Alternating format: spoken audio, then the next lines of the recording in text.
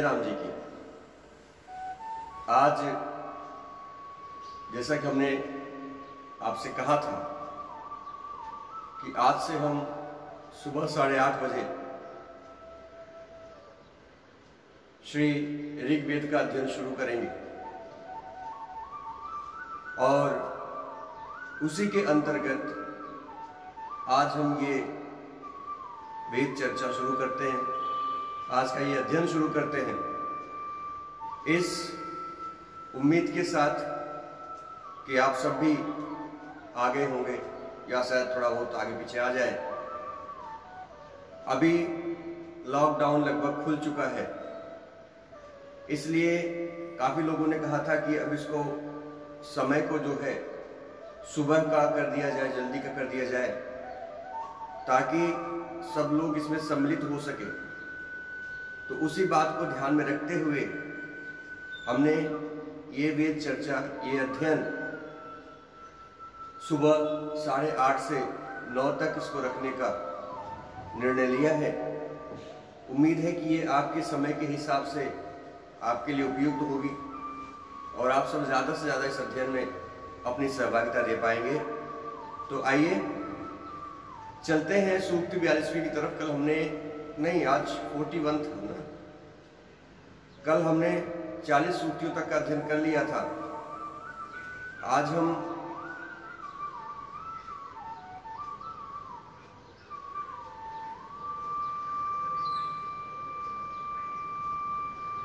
नहीं, हमारी कल सूक्तियां कल पूरी हो गई थी।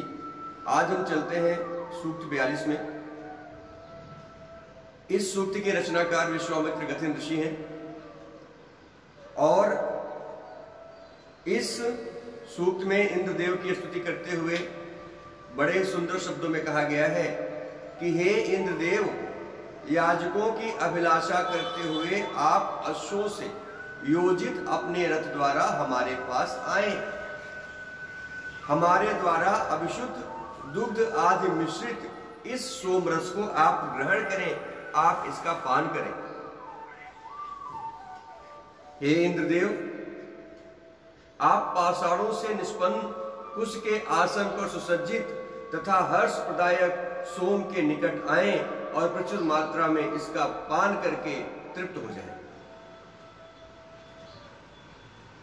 तीसरे मंत्र में कहा गया है, इंद्रदेव को बुलाने के लिए भेजी गई स्तुतियां उनको सोमपान के लिए इस यज्ञ स्थल पर भली भांति से लेकर के आएंगी, ऐसा हमारा विश्वास है।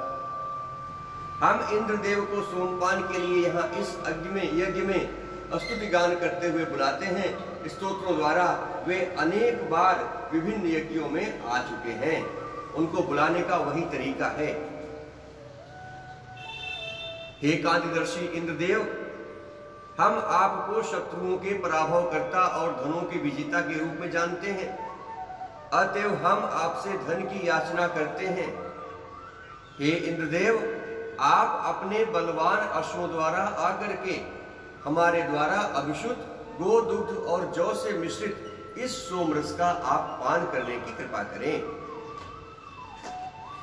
आगे कहा गया है कि हे इंद्रदेव, हम यज्ञ स्थल पर आपके निमित्त सोमरस प्रस्तुत करते हैं।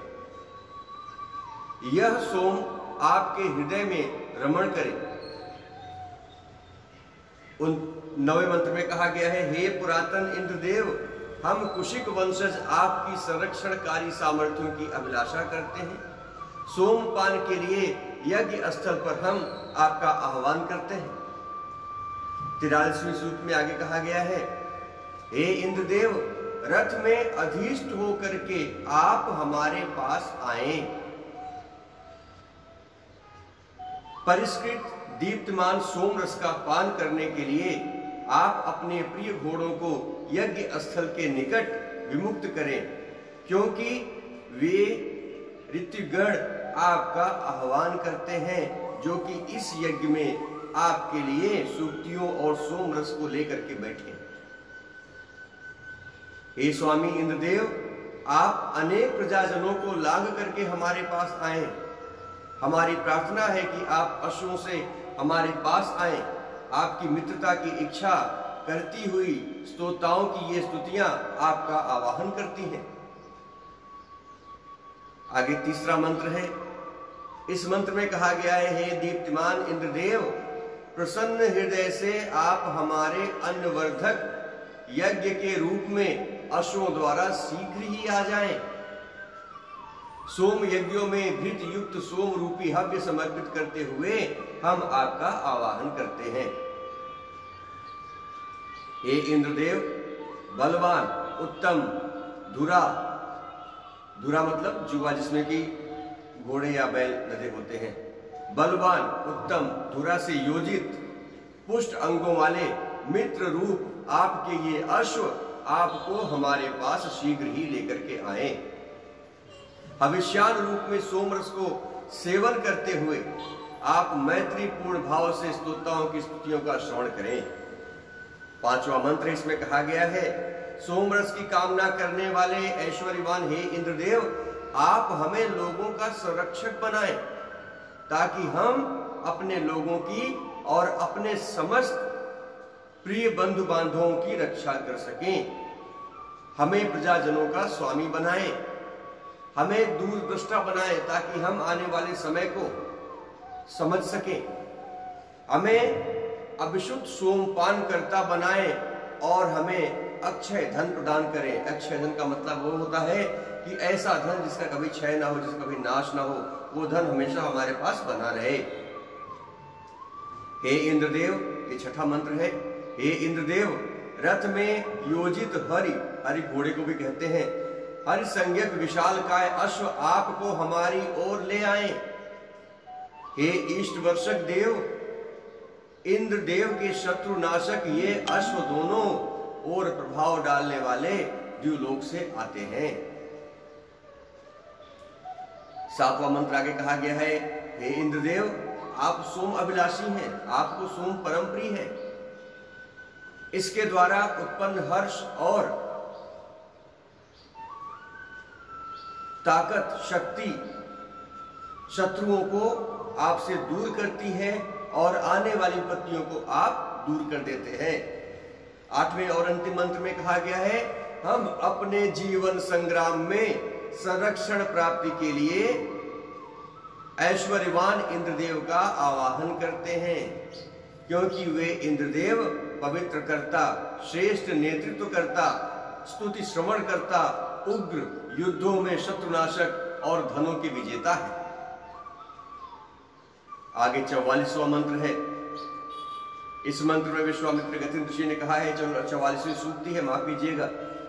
और इस सूक्ति में पहले मंत्र में कहा गया है, हे इंद्रदेव, पाषाण द्वारा निष्पंदित प्रीतिकर और सेवनीय यह सोमरस विशेष रूप से आपके लिए तैयार किया गया है।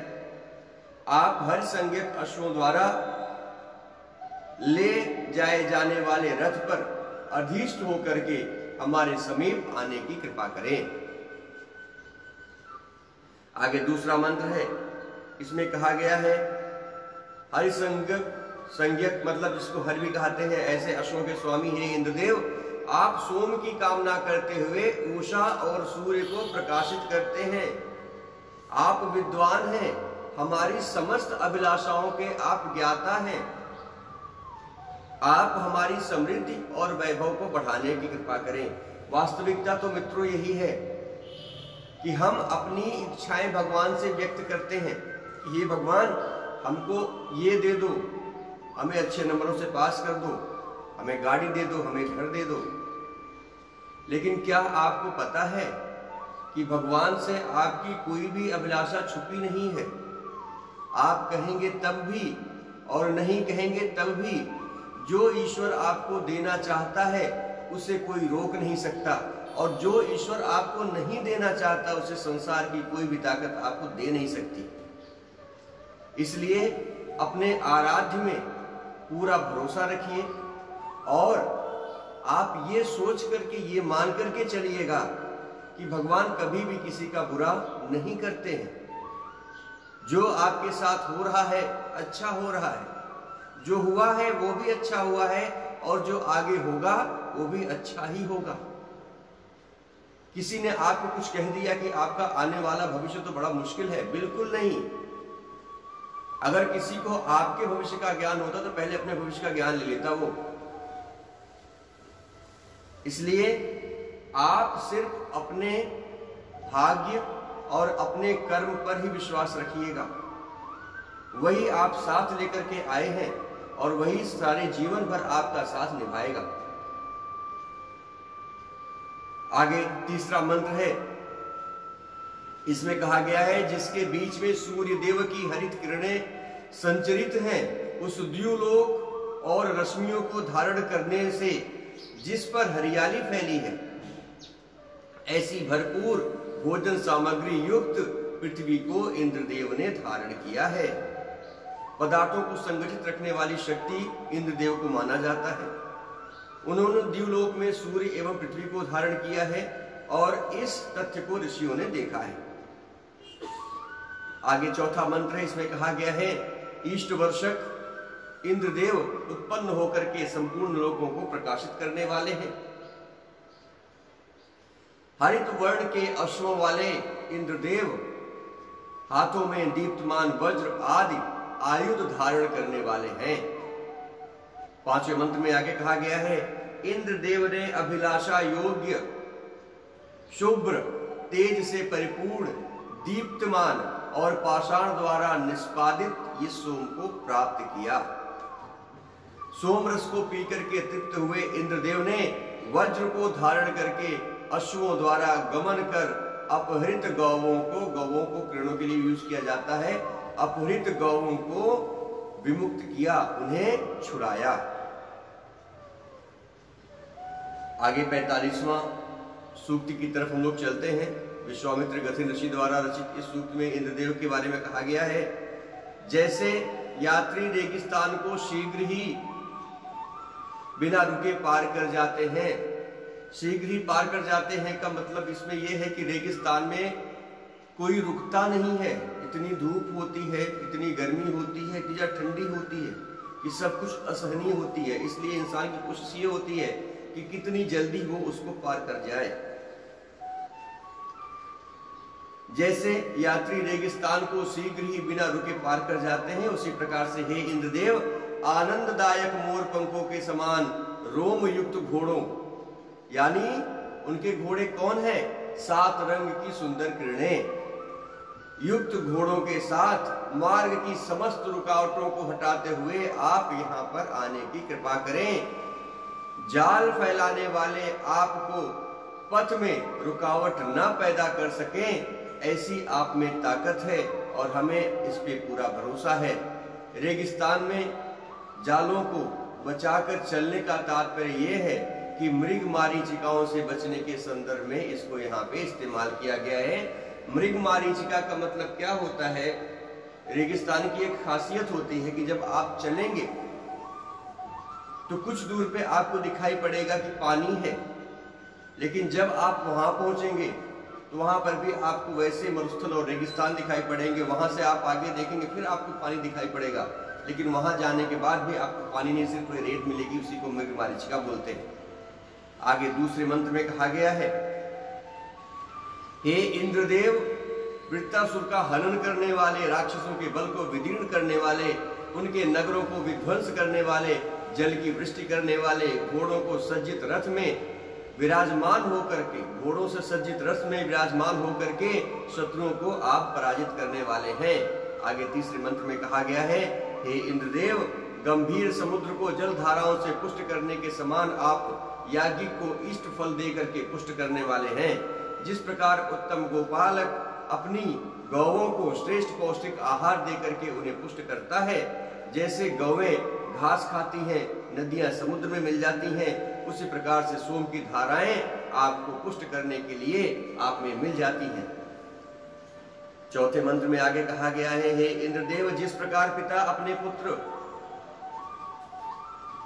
को अपने ज्ञान का भाग देता है, जिस प्रकार पिता अपने ज्ञान संपन्न पुत्र को धन का भाग देता है, जिस प्रकार पिता अपने धन संपन्न पुत्र को ज्ञान का भाग देता है, जिस प्रकार पिता पुत्र को आशीर्वाद देता है, उसी प्रकार आप मुझे शत्रुओं को पराभूत करने वाला ऐश्वर्य प्रदान करें, ताकि हमारे ऊपर किसी भी शत्रु की विजय ना हो सके।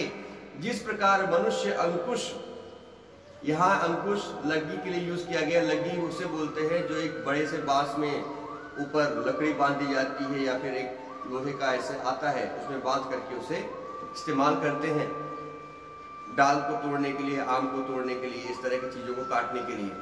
जिस प्रकार मनुष्य अंकुश यानी लग्गी द्वारा पके फल को वृक्ष से हिला करके फल पाता है, उसी प्रकार आप हमें अभिषिक्त धन प्रदान करें। 5वें मंत्र में कहा गया है, हे इंद्रदेव आप धनवान हैं, आप स्वगोपम तेज से युक्त हैं, सर्वनियंता और प्रभुत यश वाले आप हैं। हे बहुतों द्वारा स्तुत्य इंद्रदेव, आप बल से विकसित होकर के हमारे निमित्त विपुल अन्न, धन और संतान की कृपा करें, संतान देने की कृपा करें।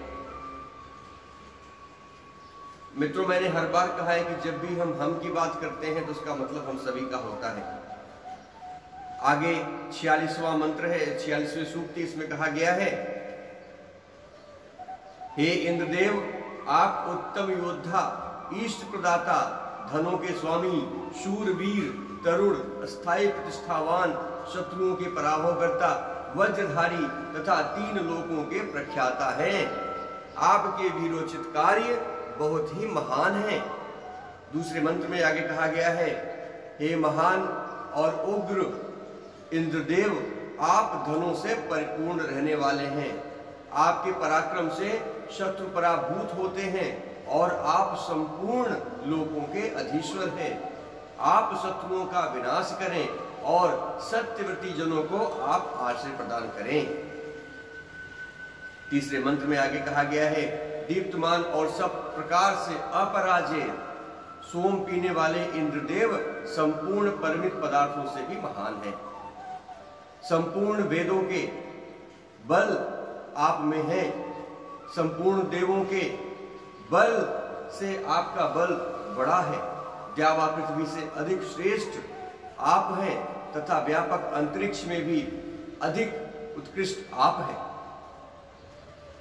चौथे मंत्र में कहा गया है, हे इंद्रदेव आप महान और गंभीर हैं, जन्म से अत्यंत वीर और अश्व में व्याप्त होने वाले आप स्तोताओं के रक्षक हैं। प्रकृष्ट दीप्तमान अभिषुक्त सोम उसी प्रकार से आपको प्राप्त हो जिस प्रकार दूर तक गमन करती हुई नदियां समुद्र को प्राप्त होती हैं। ये 5वां और अंतिम मंत्र है इस श्लोक का। हे इंद्रदेव, जिस प्रकार माता अपने गर्भ को धारण करती है, उसी प्रकार द्यावा पृथ्वी आपकी अभिलाषा को धारण करती है। हे इष्टवर्धक इंद्रदेव, अर्धगुण उस सोम को शुद्ध करके आपके पीने के लिए प्रेरित करते हैं। 47वीं सूक्ति के पहले मंत्र में विश्वामित्र गौतम ऋषि ने कहा है, हे इंद्र देवता, मारुतों के सहयोग से आप जल की वर्षा करते हैं। हव्यादि युक्त सोम का पान करके आप हर्ष से प्रमुदित होते हुए युद्ध के लिए तत्पर होते हैं। द्युलोक में विद्यमान दिव्य सोम के आप ही स्वामी हैं। दूसरे मंत्र में कहा गया है, मारुतों की सहायता से वृत्त का संहार करने वाले इंद्रदेव देवताओं के मित्र, परम पराक्रमी और वीर हैं। समस्त यज्ञकर्ताओं द्वारा समर्पित इस सोमरस का पान करें। हिंसक प्राणियों तथा शत्रुओं का विनाश करके हमारे भय को सदा सर्वदा के लिए दूर कर दें।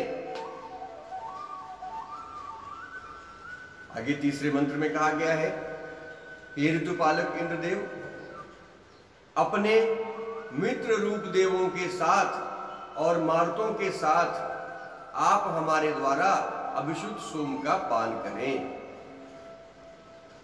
जिन मरुतों ने आपकी सहायता की और आपका अनुगमन किया, उन्होंने ही युद्ध में आपकी शक्ति को बढ़ाया और तब आपने वृत्त का हनन किया था, उस राक्षस का नाश किया था। आगे चौथे मंत्र में कहा गया है, हे यज्ञ को संवारने वाले, हे हरिसंज्ञक अश्वों के स्वामी, हे ऐश्वर्यवान इंद्रदेव, जिन्होंने अहि नामक असुर को मारने शंबासुर के वध के लिए आपको आगे बढ़ाया, जिन मेधावी मरुदगणों ने गौ प्राप्ति के युद्ध में आपको प्रमोदित किया, उन सभी के साथ आप इस सोमरस के पान के लिए यहां पर पधारे। आगे पांचवा मंत्र इसमें कहा गया है कि मरुदगणों की सहायता से अत्यंत महत्वपूर्ण कार्य करने वाले, दिव्य गुण संपन्न, श्रेष्ठ शासक, वीर पराक्रमी तथा शत्रुओं के विनाश को करने वाले इंद्रदेव का हम सभी आह्वान करते हैं। वे हमें हर प्रकार से संरक्षण प्रदान करें। 48वीं सूक्ति, पहला मंत्र, रचनाकार विश्वामित्र गथिन्द्र ऋषि। इस पहले मंत्र में इंद्रदेव के बारे में कहा गया है, ये इंद्रदेव उत्पन्न होते ही जल बरसाने वाले और रमणीय बन गए थे। इन्होंने हविष्यान युक्त सोम प्रदाताओं का रक्षण किया है। हे देव, सोमपान की अभिलाषा करने पर पहले आप दुग्ध मिश्रित सोमरस का पान करते हैं। दूसरे मंत्र में कहा गया है, हे इंद्रदेव, जिस दिन आप प्रकट हुए थे उसी दिन तृप्त होने पर आपने पर्वतस्थ सोमलता के रस का पान किया। आपकी तरुणी माता अदिति ने आपके महान पिता के गृह में स्तनपान कराने से पूर्व आपके मुख में इसी सोमरस का सिंचन किया था। तीसरे मंत्र में आगे कहा गया है, उन इंद्रदेव ने माता की गोद में जाकर के पोषक आहार की याचना की। तब उन्होंने माता के स्तनों में दुग्ध रूपी दीप्तमान सोम को देखा। वृद्ध को प्राप्त करके वे अन्य शत्रुओं को उसके स्थान से हटाने लगे। तदनंतर विविध रूपों को धारण करके इंद्रदेव ने महान पराक्रम प्रदर्शित किए। आगे चौथा मंत्र है, इसमें कहा गया है, ये इंद्रदेव शत्रुओं के लिए उग्र रूप हैं, उन्हें शीघ्रता से पराजित करने वाले हैं और विविध बलों को धारण करने वाले हैं। उन्होंने इच्छा के अनुरूप अपने शरीर को धारण किया है, अपने शरीर को बनाया है। उन्होंने अपने सामर्थ्य से त्वष्टा नामक असुर का पराभव किया है, उसे पराजित किया है और पात्रों में रखा सोम चुपचाप पी लिया है। पांचवें मंत्र में कहा गया है, जो इस सूक्ति का अंतिम मंत्र, इसमें कहा गया है, हम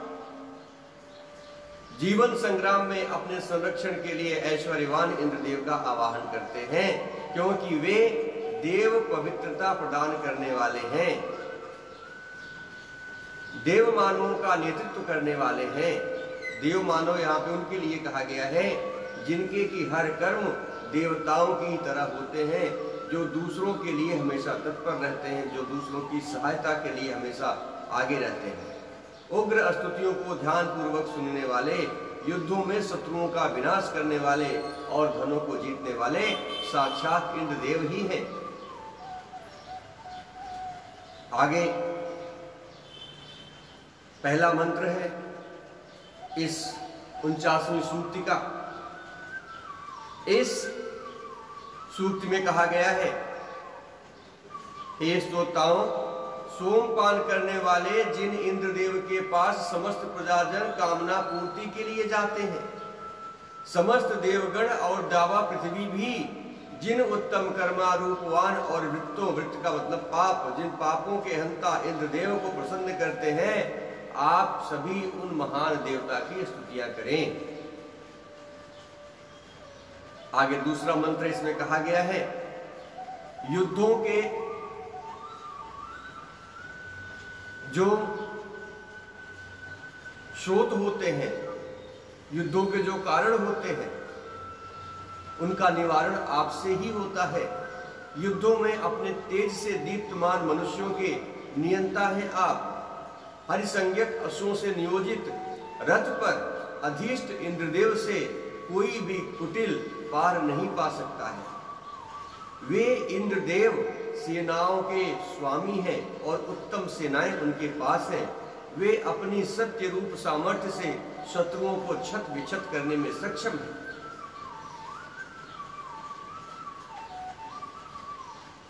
संग्राम में इंद्रदेव अश्वों की तरह देवताओं के शत्रुओं पर अतिक्रमण करते हैं, उनका अतिक्रमण करते हैं। वे अपने सामर्थ्य से द्यावा पृथ्वी को व्याप्त करने वाले और भगदेव के समान अत्यंत ऐश्वर्यवान होने का आह्वान करने के योग्य हैं। वे अन्यों के धारक होने से उसके आह्वान करने के योग्य हैं। हे समस्त स्तुतिकर्ताओं, वे आपके पिता के समान पालन करने वाले हैं। चौथे मंत्र में कहा गया है, वे इंद्रदेव द्युलोक और अंतरिक्ष के धारक हैं। वे रथ के सदृश्य ऊर्ध्वगमनशील हैं। वे धनों और अश्वों से युक्त है। वे रात्रि से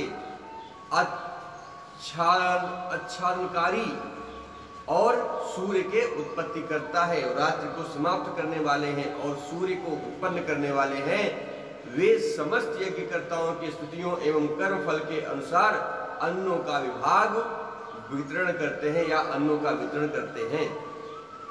पांचवें मंत्र में कहा गया है,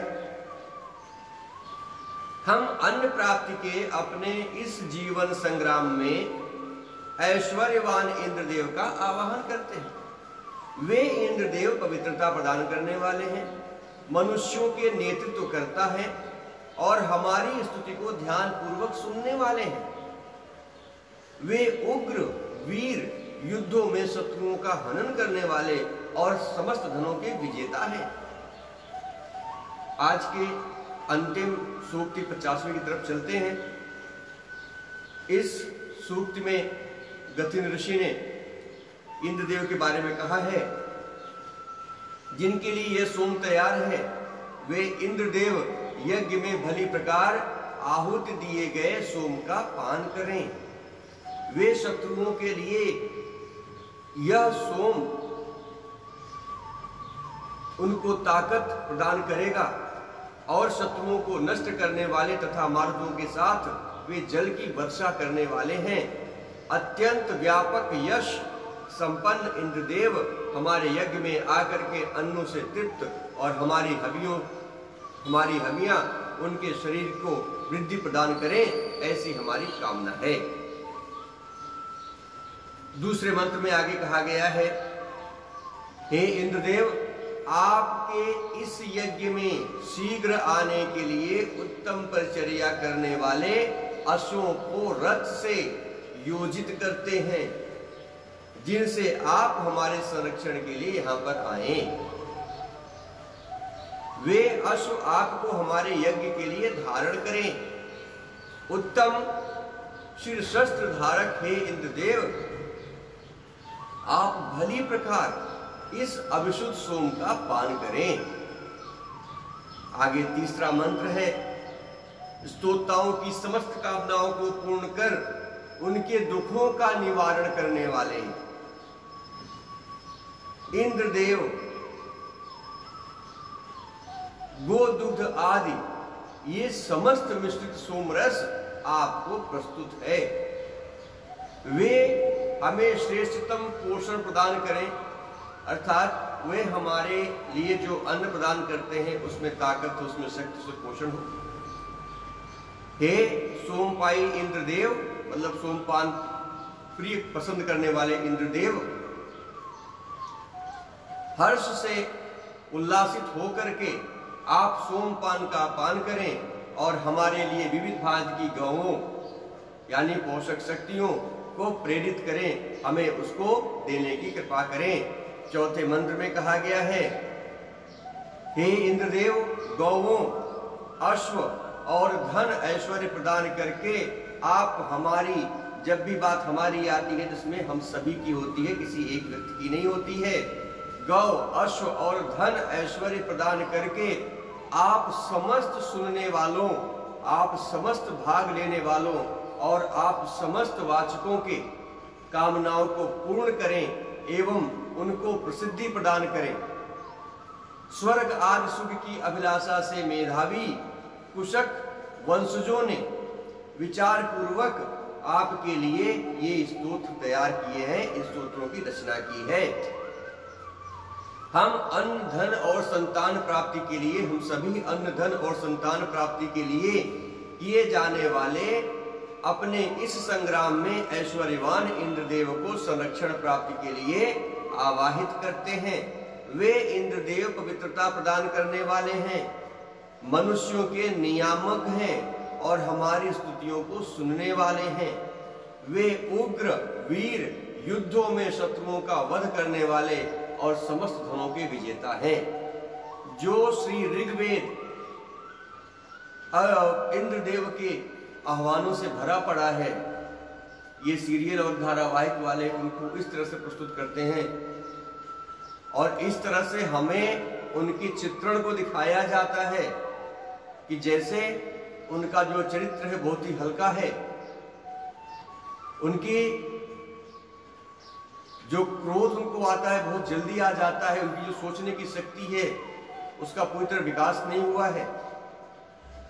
मित्रों, ये जितने लोग काम करते हैं, अगर उन्होंने अध्ययन किया होता तो शायद इस तरह की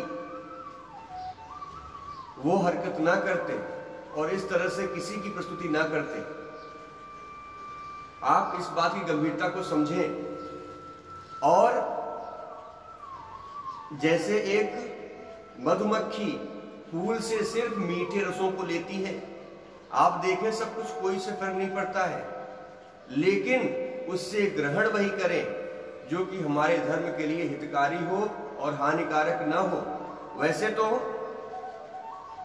ऐसे धारावाहिक जो कि सिर्फ पैसा कमाने के लिए बनाए गए हैं उनको बंद करवा देना चाहिए, लेकिन ये कैसे कब क्या होगा भगवान जाने। कल